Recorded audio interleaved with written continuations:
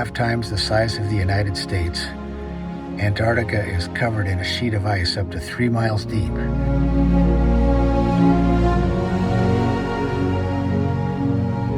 It holds the record for the coldest temperature ever recorded on Earth. With 24 hours of sun, there is no sunrise and no sunset.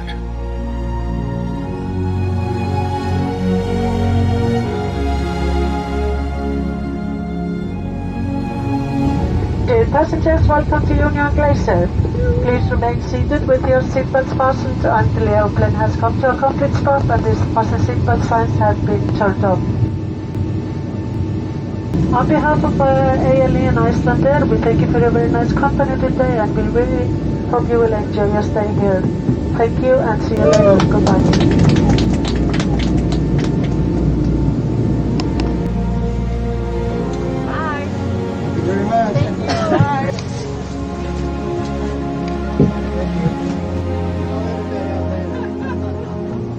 We were an 8-member Mount Vinson climbing expedition from Seattle-based Alpine Ascents International.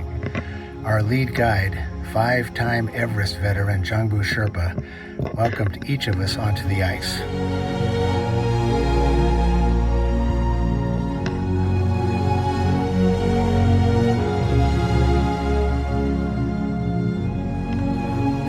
As we prepared to load into the vans for the 25-minute drive to Union Glacier Camp, we were still in awe of having landed in an Icelandair Boeing 757 on a blue ice runway at 79 degrees south latitude on the Antarctic continent.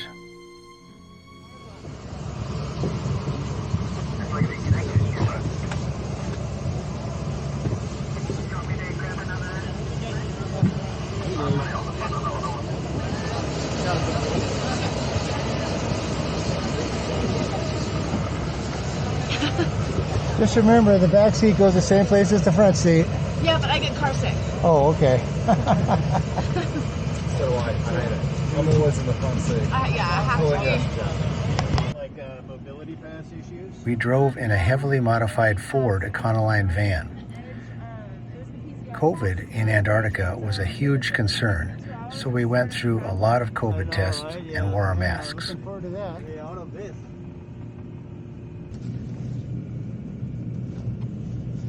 We were headed to the Union Glacier Camp, starting point for all the expeditions into the interior.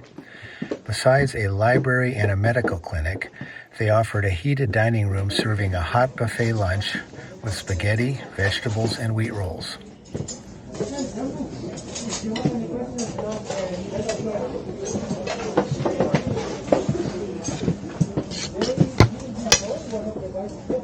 It's so good. Yeah. I'm a vegetarian, haven't had many good choices here. Right. This is Yeah, fantastic. so soup is also vegetarian, Yeah. and then vegetables are usually in every meal vegetarian. pretty much Okay. covered. One of them. The guy who is in charge of all the flights in here, his name is Fred, but he is in South Pole. Yeah, Yeah. it's a pleasure to have you guys on this expedition.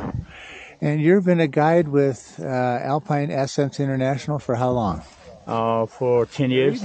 I am married with one kid who just turned 1 year. Okay, when was his birthday? It was on the Christmas. Christmas Last Day, Christmas. He turned 1 year old. Yes, he did. Very I exciting. missed him. I bet. What is his name? His name is Jaden. Jaden. His name is All right. Jaden. And what's your wife's name? My wife's name is Dafuti. Okay. Well, yeah, well, you'll be there hopefully next Christmas. You can really celebrate. I hope so. You ever get used to this? Flying in, just seeing all these mountains and everything. Yeah, you're used to it, it's no big deal. Is it still absolutely amazing? Sometimes like yeah. It's good. Man. It's like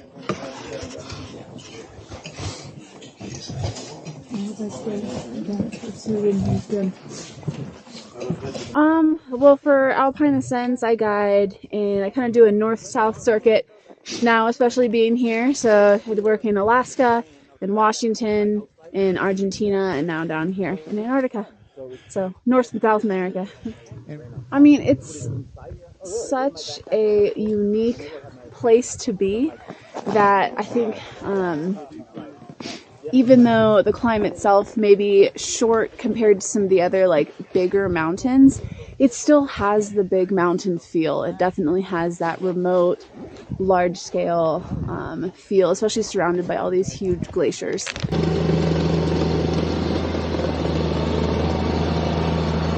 Our gear was loaded from the 757 and sorted and transferred to smaller planes, which would fly us to the base of Mount Vinson.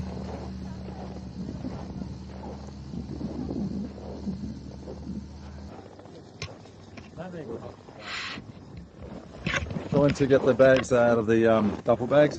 Duffel bags are already on the plane, or next to the plane, ready to be loaded. Oh, really? Right now? Yeah, so we can't get them.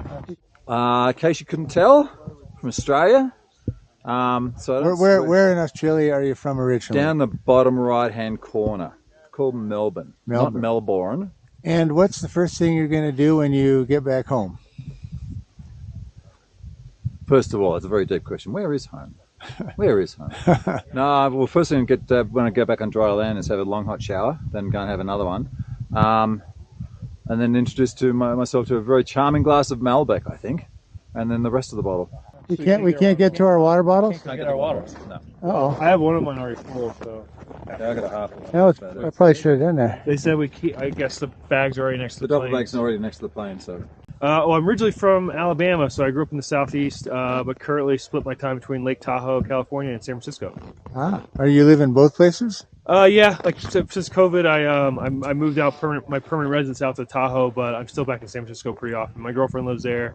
What's the first thing you're going to do when you get back home? I think the first thing I'm going to have to do when I get back home is dig my car out of my driveway, because we've gotten about 9 feet of snow since I left Tahoe, which is, I think it was the snowiest December on record, so I'm going to have to dig my Jeep out and probably dig my way to the front door. So Can't fill up our water. I'll do it. I'll get it. we'll figure it out. Let's eat snow. Well, who needs water? All right. And where are you from? Silverdale, Washington, Where is that? just outside of Seattle. And where are you from originally? Originally from Tennessee, at Oak Ridge. Yeah, How did you end up from Oak Ridge, Tennessee to near Seattle, Washington? a lot better mountains, a little more interesting. What's the first thing you're going to do when you get home? Go for a walk with my wife and dog. That's right. You have a special dog you've had for quite a Walker while. Coonhound, almost 16 years old. Yeah, and what's the name? Chops. Chops, the Walker Coonhound. That's it. Great dog. All right.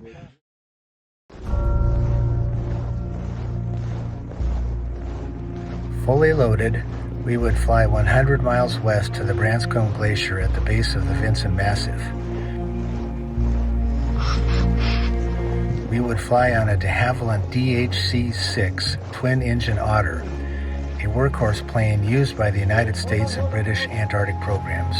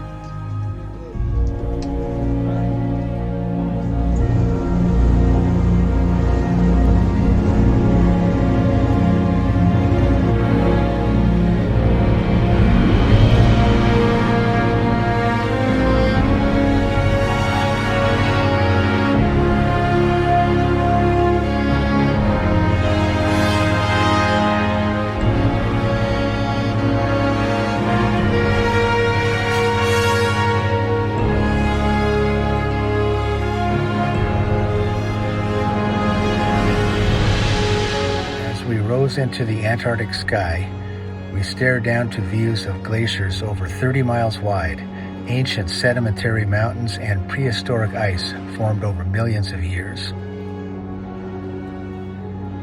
Nothing was living, no birds flying overhead, no commercial jets, everything pristine, white and frozen. Our goal was to climb Mount Vinson, at 16,050 feet, the highest point on Antarctica. First climbed in 1966, it remains a formidable challenge due to its remote location, fierce weather, and extreme cold.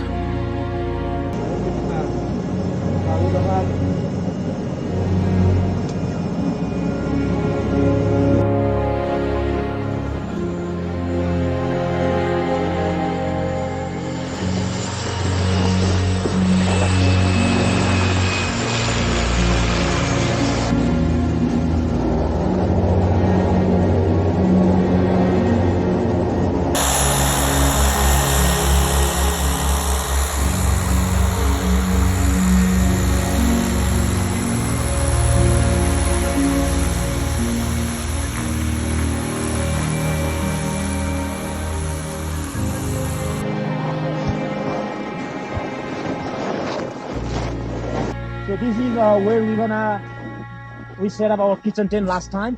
So just we got some of our tents under the snow. It's not much digging, just a little bit in here, and then I'll make the decision later on. If this hole looks good to set up our kitchen tent in here, we're gonna use the same one. If not, we have to dig another one. We first had to set up our cook tent, which was 2 Hilleberg tents lashed together.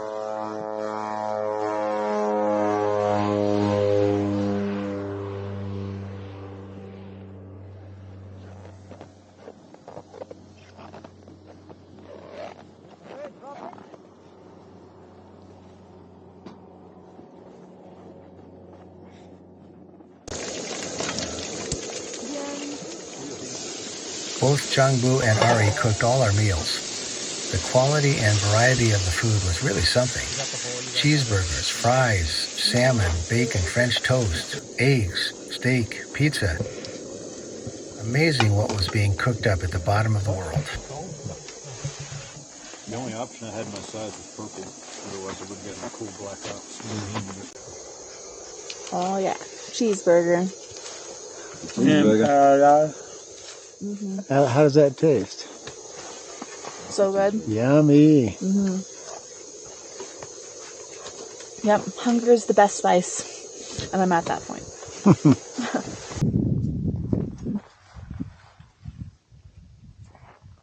There were 5 other expeditions at base camp besides our Alpine Ascents group.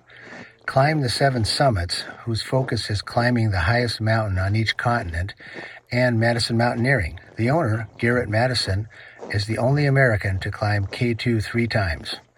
Also camped here was another Seattle-based company, Mountain Madness, and Mountain Professionals, who lead ski trips to the North and South Poles. The last team was the 7 Summits Club, based in Russia. Vinson Base Camp was truly an international camp with climbers from all over the world.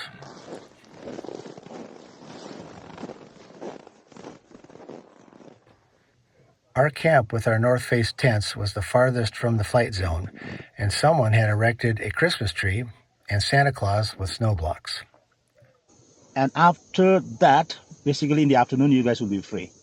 We will need time to reorganize all the foods for the upper mountain. And once it is done, we're gonna give everybody a little bit of group food. We don't have to carry, again, tents, pots, pans, things to different camps, but we do need to carry food and fuel. And I don't know like how much fuel, but yeah, basically food and fuel. And we're gonna be sledding from here to low camp. Up to low camp is sled, and then low camp to high camp is gonna be all in our backpack. Antarctica is essentially a giant freezer. Most expeditions left their food buried and shoveled out the supplies they needed for the summit climbs. All the food we would use had to be carried up the mountain.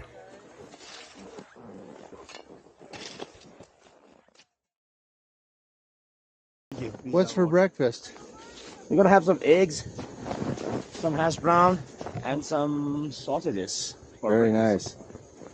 Sounds good. How did you sleep? Okay. All right. How did you sleep? Pretty good. Good? Yeah, I'd say for about as good as I expected, I think. Fairly well. I feel okay. Yeah, that's great. Yeah, awesome. You need more snow? No. We're good for now. You're good? Okay. All right. It didn't take us too long to learn that Jangbu's Cafe was the best casual dining spot on the continent.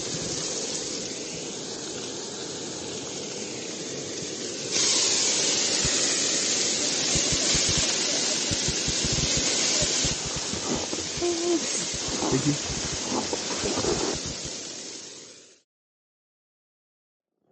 What a great day. Thank you very much. Perfect. As we sorted our food, fuel, and gear, some of the other expeditions left to move up to low camp at 9,000 feet. Everyone roped up for the glacier travel. Because of the cold, most climbers, including myself, wore La Sportiva Olympus Mons boots, the gold standard for warmth on any big mountain. All the teams used the same system, pulling sleds weighing 40 to 50 pounds and carrying packs weighing 30 to 40 pounds.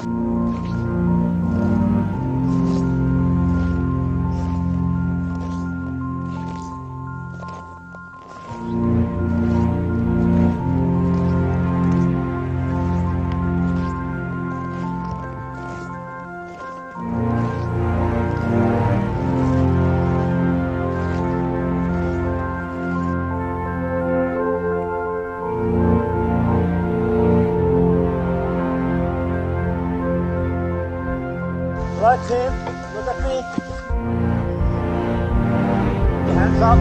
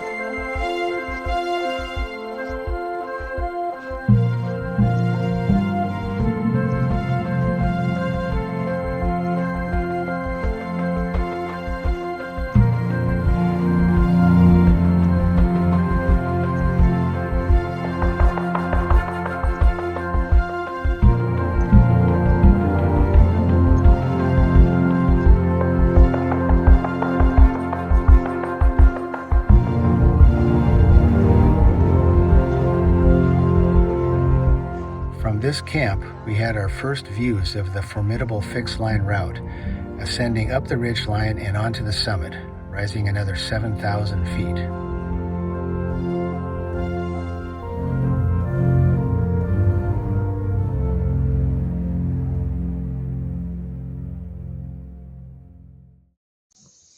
Actually, here's a better one. If you were in 2019 and it was like New Year about to be 2020, and you're just like, I'll put money on that there's going to be a crippling virus that fucks up the world for 2 years and that Tom Brady's going to be a Buccaneer. They'd be like, yeah, I'll take that.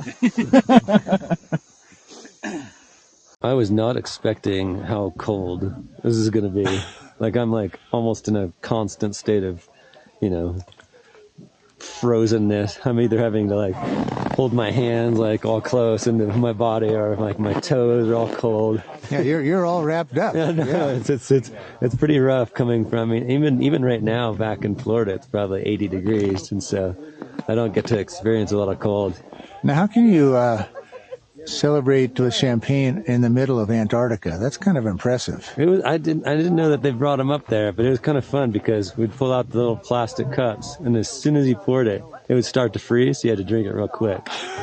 So drinking it real quick kind of created a little bit more of a festive atmosphere. Bye, 2021.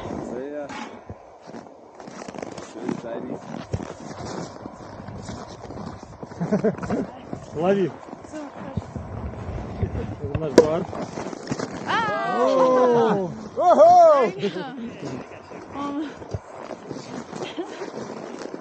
Where'd my cup? Давай выпьем с американскими коллегами. Ты что, смотрю, зашелся, а? Ну а чего нет? Давай. Happy New Year!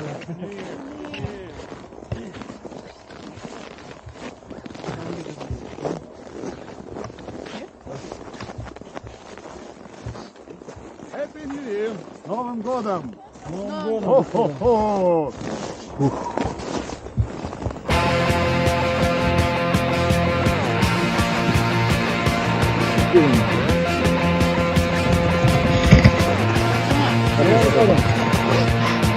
Bam bam, mon ça se passe, j'ai sur mon lit à bouffer sa langue en buvant, prends mon whisky quant à moi, peu dormi, vie débris, mais j'ai dû dormir dans la gouttière où j'ai eu un flash.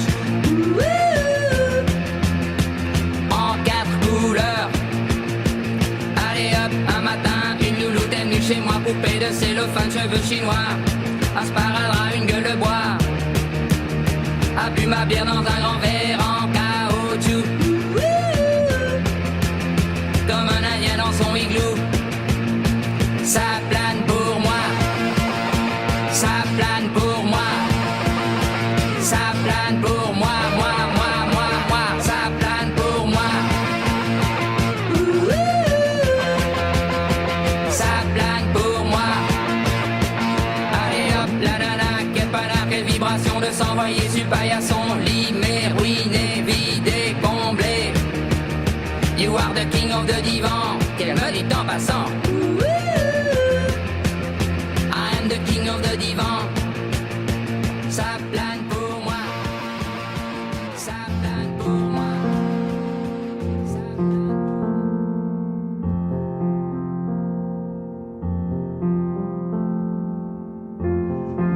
Today is January 1st, 2022. Yeah, Happy New Year. Thank you. Yeah, same to you. We are in our tent here at 9,000 feet, just below Mount Vinson, and it was a cold night. We got frost up here on the tent. Well, I think I figured out it was around minus 25 degrees Fahrenheit is what I think I calculated. So, Yeah. How did you sleep last night? Yeah, okay. I fell asleep, but I was awake, a bit cold in the middle. What is your full name? Peter Gullmert. And where are you from? I'm from Sweden, Stockholm. All right. Is it the only Swede in the group? you have a family? Yeah, I have. And your wife's name? Yeah, Eva Karin is her name, and I got 2 daughters. They are Nelly, 9 years old, and Wilma, who is 6 years old. We got a little dog, 1-year-old dog. His name is Milo. Yeah. And what's the first thing you're going to do when you get home? I'm going to just spend some time with my family, my girls, hang around and do whatever they want to do. It's 10:30. Yeah. We're just getting up. Yeah. So the schedule isn't too rough up here. No. Gotta like that. All right, well.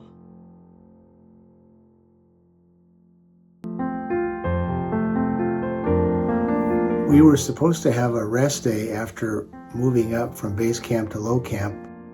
However, Jungbu pointed out that we had a clear weather window for the next few days, and if we took a rest day, we could find ourselves being caught in the storm.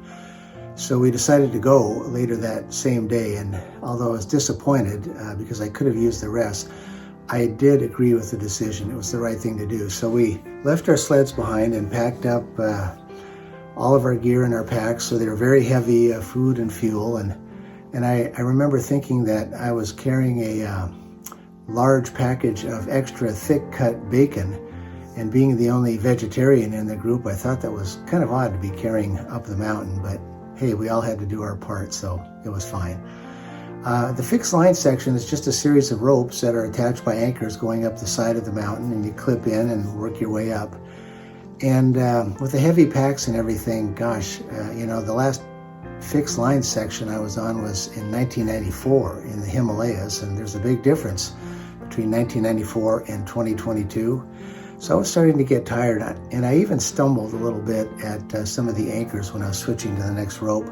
So at the break, Jongbu came over to me and he said, I want to clip you in behind me. And he gave me his Jumar, which was a little less complicated than mine. And the reason he did that is that I would get a steadier pace. I was at the end of the rope team, and there's a lot of starting and stopping. And so once we did that, that was a lot better and a lot steadier. And I am telling you, Jongbu, that guy, he is like a human metronome. I mean, step, breathe, breathe, step, breathe, breathe. Just solid as a rock. And that really helped me to get that steady pace. That really is what mountaineering is about.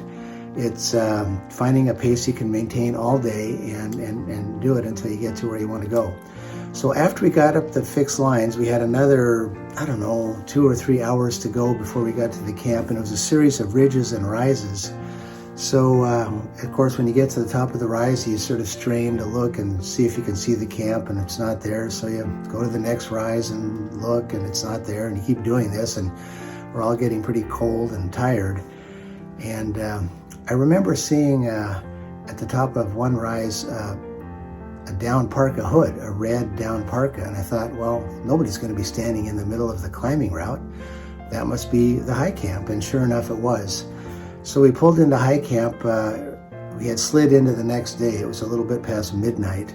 The temperature was 40 degrees below zero, and most of us couldn't see anything because our glasses or goggles had frosted over. So we had something to eat and set up the tents as best we could, and then crashed into our sleeping bags, and we had earned a rest day before we would leave for the summit.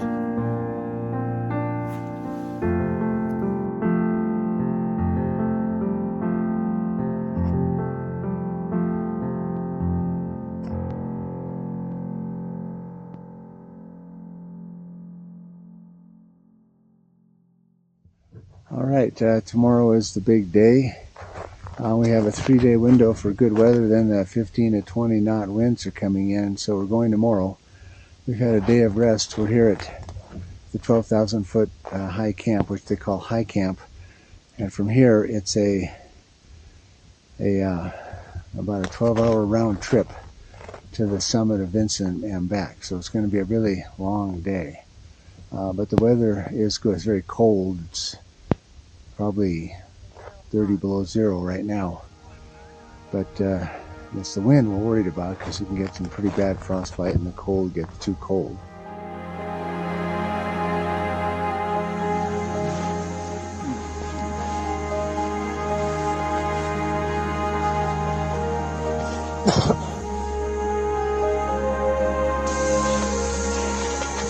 Ready for the day, Kim? I'm ready. Today's the day. Huh? Summit day. This is it. Ready to go. Yeah. All right, getting ready to leave for the summit. We're on our way. Let's do this.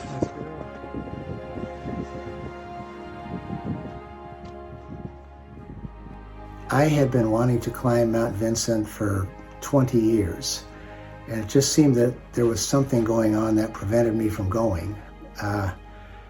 I was a single dad and, of course, had family responsibilities, so I couldn't go. I was trying to build my business and get that up and running, and I needed to be there for that. And then I had a number of injuries that I had to deal with and recover from that. And then COVID came along. So it just seemed like there was always something. But in 2022, it looked like things would come together, and that was my chance. And I gave myself just one chance to do this. You know, if I wasn't strong enough to do this, or if the weather was really bad, or if the route conditions were dangerous where we couldn't go, or dozens of things that could have gone wrong, I was just going to accept that and decide that it just wasn't meant to be for me. So that's how I found myself nearly 10,000 miles from my home in Seattle, ascending the summit ridge towards the highest point in Antarctica, the top of Mount Vinson.